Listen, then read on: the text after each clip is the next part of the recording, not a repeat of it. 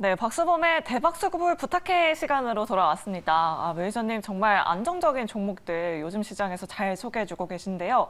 오늘 시장 같은 경우에는 뭐 리튬 관련주, 그래도 외국인들이 반도체 업종들 담아봤었는데 내일 좀 중점적으로 볼 섹터, 어떤 섹터를 눈여겨보고 계신가요? 네, 저는 일단 좀 석유화학 쪽을 좀 보고 있어요. 네, 석유화학 쪽이요. 네네네. 최근 유가 흐름이 지난주 토요일에 $90를 또 다시 올라왔다가 최근에는 또 다시 빠지고 있거든요.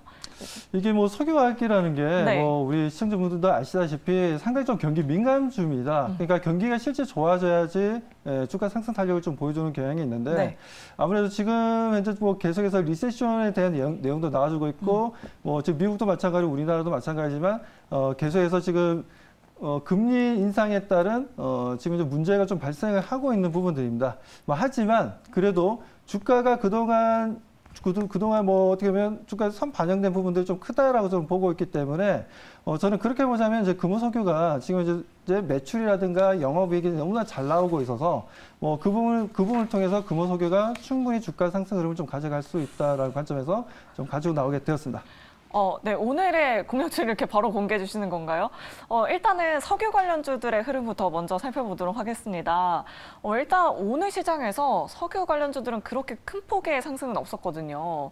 앞으로의 유가 흐름 좀 상승할 것이다라고 전망을 하시는 건지, 유가 관련주들은 유가의 움직임에 따라서 이렇게 변동성이 굉장히 크잖아요. 앞서서 사우디는 감산을 했고 또 바이든 같은 경우에는 그 대가가 있을 것이다라고 했는데 유가 관련주들 그럼 언제쯤 좀 올라올 수 있을까요, 매니저님? 제가 봤을 때는 이미 좀 미리 움직였다라고 좀 볼 수 있고요. 그리고 지금 석유화학 쪽 보게 되면 뭐 롯데케미칼이라든지 아니면 대한유화라든지 여러 업체들이 지금 이제 상당히 많은 조정을 좀 보여줬습니다. 조정을 보여주고 있고 주가라는 게 항상 그래요. 이게 앞으로 좋은 내용이 나올 것이다를 떠나서 이것보다 더 나쁜 내용이 앞으로 나올 수 있을까라는 관점에서는 분명 관련 종목들이 뭐 미리 좀 움직이는 경향이 있다라는 거죠. 앞으로 실적이 뭐 좋아진다 안 좋아진다를 떠나서 그 부분을 떠나서 미리 이런 부분들 제가 금방 말씀드렸던 부분들로 인해서 주가 상승을 보여주기 때문에 뭐 그런 관점에서 보게 되자면 충분히 금호석유를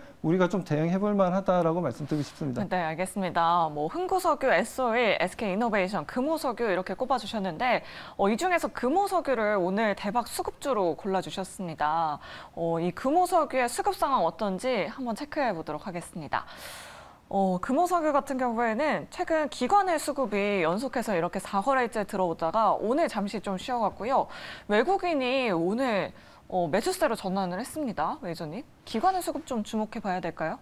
네, 그렇죠. 지금 이제 기관 쪽도 보게 되면 연기금 물량이 좀 잘 들어오고 있습니다. 연기금 물량이 잘 들어오는데 지금 이렇게 시장이 어렵고 어떻게 보면 뭐 주식의 종목을 선택하기가 좀 어려운 시점에 있어서는 네. 우리 시청자분도 이것만큼은 좀 관심 있게 들으셨으면 하는 게 첫 번째는 외국인들의 수급이 좋아지냐 안 좋아지냐라는 부분들이고 자, 두 번째로는 연기금의 물량이 좀 들어오냐 안 들어오냐. 왜냐하면 외국인도 마찬가지고 어떻게 보면 연기금도 마찬가지지만 롱텀 포지션을 가지고 좀 물량이 좀 들어오다 보니까 단순하게 단타를 치거나 하기 위해서 뭐 스윙을 치기 위해서 들어오는 물량들은 절대 아니라는 거죠. 뭐 적어도 2, 3년 이상은 좀 바라보고 들어오는 물량들이기 때문에 그렇다면 연기금과 외국인들의 매수가 이루어지고 있다면은 분명 지금 당장 어떤 큰 모멘텀이라든가 그런 부분들이 없어 보이지만 앞으로의 실적이라든가 여러 가지 부분들에 있어서 미리 선 반영되어서 움직일 가능성이 저는 높다라고 말씀드리고 싶습니다. 네, 알겠습니다. 금호석유 조정받은 김에 담아보자라고 이렇게 말씀해 주셨고요. 자, 그럼 어떤 투자 포인트들이 있는지 자세하게 좀 짚어보도록 하겠습니다. 네, 자료를 보면서 좀 말씀을 좀 드리도록 하겠습니다. 자, 보시는 것처럼 손익 현황인데 보시는 것처럼 지금 뭐 앞 분기와 지금 분기랑 비교해서 나온 내용들이고요. 자, 그리고 YY 같은 경우에는 작년 이맘때 실적이랑 올해 실적에 대해서 비교해서 내용이 나와 있습니다. 그렇기 때문에 뭐 올해 같은 경우에도 마찬가지 2분기도 마찬가지고 1분기도 마찬가지고 보게 되면 매출도 거의 대동소이한 움직임을 좀 보여주고 있고요. 다만 영업이익이 조금 낮아졌다는 부분들. 자, 에비타 같은 경우에도 지금 현재 조금은 낮아졌어요. 영업이익이 좀 줄다 보니까 뭐 그리고 세전이익이라든가 당기순이익이라든가 전체적으로 보게 되면 뭐 그래도 좋은 움직임을 지금 같은 시장에서 잘 가져가고 있다라고 말씀을 좀 드리고 싶습니다. 자, 그리고 YOY 상으로는 보시는 것처럼 지금 현재 많이 좀 내려가긴 내려갔어요. 보시는 뭐 지금 현재 영업이익도 마찬가지고 그나마 매출은 좀 증가하고 있고 그리고 에비타라든가 여러 가지 지금 이제 세전 이익 부분에 있어서도 조금 내려가고 있는 흐름들을 좀 보여주고 있지만 뭐 이런 내용들 때문에 최근에 주가가 많이 조정을 받았다라고 우리 시청자분들이 보시면 될 것 같아요. 그래서 더 이상 나빠질 만한 내용은 없다라고 강조를 좀 드리고 싶은데, 자, 그렇게 생각하는 이유는 아무래도 지금 금호석유 같은 경우에는 지금 시장에서 지금 앞으로 5년 동안 약 5년 동안 5년 동안 약 5조 원의 투자를 하겠다는 얘기가 좀 나왔고, 그리고 자사주를 최근에 뭐 보게 되면 1,500억이라는 자사주를 매입을 해서 소각을 했던 부분들이 있습니다. 그래서 주주 친화적인 정책이라든가 ESG 가입이라든가 여러 가지로 봤을 때 금호석유화학이 상당히 좀 매력이 있다는 말씀드리고, 특히나 ROE 쪽 부분을 좀 보게 되면 20%가 넘는다는 겁니다. 상당한 영업 마진율을 가져갈 수 있는 수익 구조를 만들어내고 있다는 건데, 다음 자료 좀 보도록 하겠습니다. 자, 다음 자료를 좀 잠깐 좀 보게 되면요. 자, 보시는 것처럼 합성 고무라든가 실적 분석 부분에 있어서 보시는 것처럼 합성 고무는 최근 들어서 보게 되면 조금 줄어드는 경향이 있긴 하지만 다시 한 번 더 올해 들어서 2분기부터 실적 터닝 포인트를 만들어주고 있고 다시 한 번 더 매출 증가 움직임을 보여주고 있다는 부분들. 자, 이 부분들 우리가 좀 관심 있게 볼 필요가 있다는 말씀드리고 다음 자료 보도록 하겠습니다. 자, 그리고 합성수지 똑같습니다. 합성수지 같은 경우에는 보시는 것처럼 계속 꾸준한 매출을 보여주고 있고 뭐 이런 부분들은 아무래도 이제 자동차라든가 가전이라든가 뭐 이런 쪽에 들어가는 재료가 있다 보니까 그 부분에 있어서 어떻게 하면 꾸준한 소비가 이루어지고 있다라고 좀 봐야 되는 부분들이죠. 다음 자료 좀 보도록 하겠습니다. 자, 보시는 것처럼 뭐 EPDM이라든가 TOV라고 나와 있는데 에틸렌 프로필렌이라고 좀 보시면 돼요. 에틸렌 프로필렌인데 에틸렌 프로필렌의 지금 현재 매출은 꾸준하게 지금 올라가고 있습니다. 분기상 봤을 때 뭐 이런 흐름들을 좀 보여주고 있어서 앞으로도 더 추가적인 좋은 흐름들을 기대해 볼 만하다라고 말씀드립니다. 다음 자료 보겠습니다. 자, 그리고 에너지 정밀화학 쪽 보게 되면 실적 부분에서 보게 되면 자, 보시는 것처럼 지금 이제 파란색, 옅은 파란색이 지금 현재 에너지 쪽이고요. 정밀화학 쪽 보면 이제 위쪽으로 해서 움직임을 보여주고 있고, 정밀화학은 밑에입니다. 밑에서 지금 현재 조금씩 매출 증가를 좀 보여주고 있고, 에너지도 좋은 움직임을 보여주고 있고, 기타 등등해서 제품들 생산을 통해서 계속해서 꾸준하게 전체 실적이 좋아지고 있다는 걸 표를 통해서 우리가 좀 알 수 있는 부분이다라고 말씀드립니다. 다음 자료 보도록 하겠습니다. 자, 다음 자로 보시면은 분기별 매출량 영업이익인데 뭐 앞에 서두에서도 말씀을 드렸기 때문에 이 부분도 좀 패스를 하고 다음 자료 좀 보도록 하겠습니다.